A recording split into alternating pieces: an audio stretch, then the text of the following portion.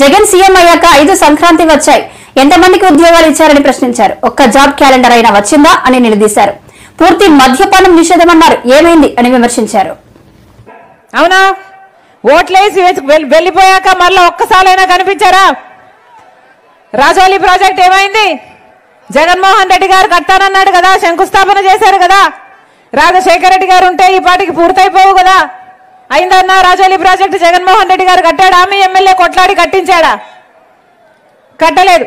కుంతు నది మీద కూడా కడతామన్నారు. తెలుగు గంగ నీళ్లు తీసుకొస్తామన్నారు. 1,00,000 ఎకరాలకు నీళ్లు ఇస్తామన్నారు. వచ్చినాయన్నా? 1 ఎకరాకైనా వచ్చినాయా? నీళ్లు లేకపోగా, సాగు నీళ్లు లేకపోగా కనీసం తాగడానికి కూడా నీళ్లు లేవంటే వీళ్ళకి ఎందుకు వేయాలన్నా ఓట్లు?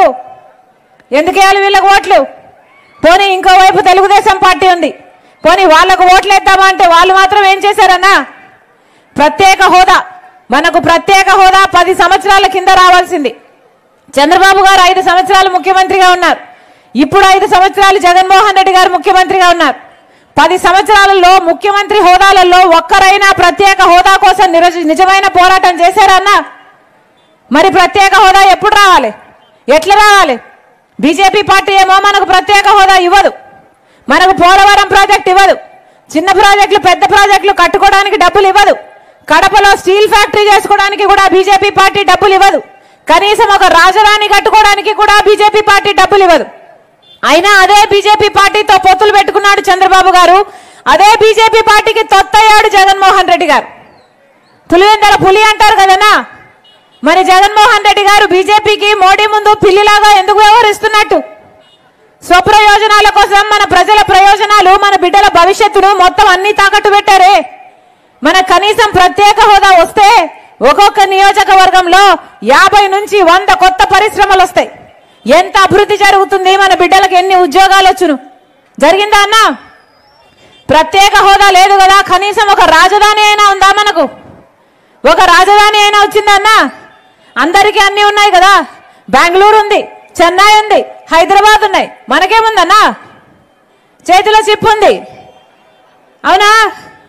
నెత్తి మీద కుచ్చు టోపీ ఉంది, అవునా? వీళ్ళని ఎందుకు ఓట్లేయాలి? ఎందుకు ఓట్లేయాలి? వీళ్ళని ఎందుకు గెలిపించాలి?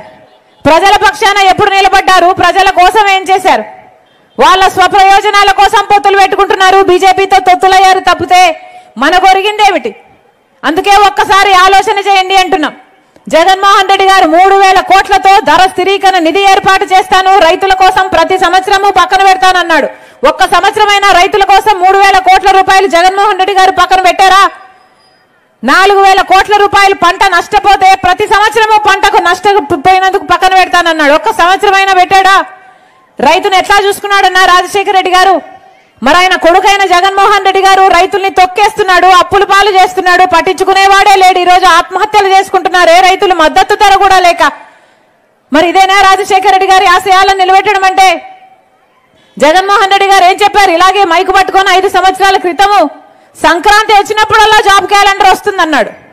వచ్చిందన్నా? జగన్మోహన్ రెడ్డి గారు ముఖ్యమంత్రి అయినాక ఎన్ని సంక్రాంతులు వచ్చాయి? 5. ఎన్ని జాబ్ క్యాలెండర్ వచ్చాయి? 0. మరి ఎందుకు వేయాలన్నా వీళ్ళకి ఓట్లు?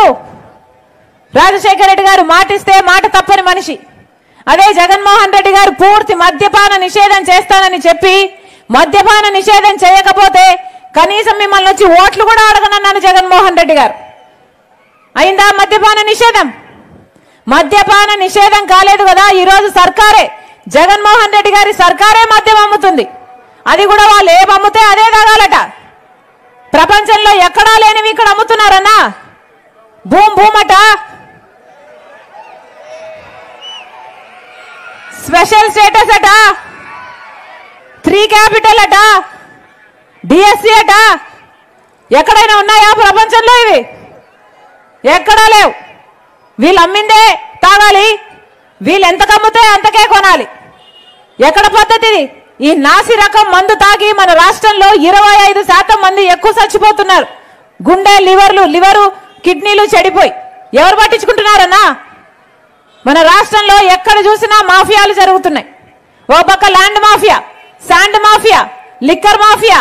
ఇదేది సరిపోలేదన్నట్టు ఎక్కడ చూసినా గంజాయి, లేకపోతే డ్రగ్స్ కంటైనర్లలో వస్తున్నాయి, వేల కేజీలలో కంటైనర్లలో డ్రగ్స్ వస్తున్నాయి. ఎక్కడికి పోతుంది మన రాష్ట్రం?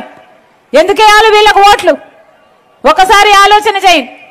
కాంగ్రెస్ పార్టీ అధికారంలోకి వచ్చినాక 10 సంవత్సరాల ప్రత్యేక హోదా ఇస్తామన్నారు రాహుల్ గాంధీ గారు. ఆ మాట పట్టుకొని వచ్చింది రాజశేఖర రెడ్డి బిడ్డ. మీరు ఆశీర్వదించండి, కాంగ్రెస్ పార్టీని ఆశీర్వదించండి. 10 సంవత్సరాల ప్రత్యేక హోదా తీసుకొస్తుంది రాజశేఖర రెడ్డి బిడ్డ. అన్నా నేను ఎంపీగా